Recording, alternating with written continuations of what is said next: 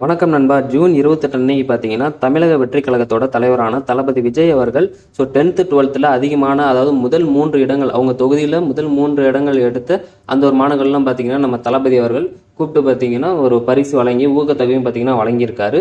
So அதை பார்த்தீங்கன்னா பாராட்டு விதமாக கேப்டன் விஜயகாந்த் அவர்களோட மனைவியான பிரேமலதா அவங்க வந்து பார்த்தீங்கன்னா பாராட்டி பேசியிருக்காங்க. ஸோ அது என்ன அப்படின்றத இந்த ஒரு வீடியோவில் டீட்டெயிலாக பார்க்கலாம். ஸோ ஃபர்ஸ்ட் இந்த ஒரு வீடியோ கிளிப் பார்த்துட்டு வாங்க.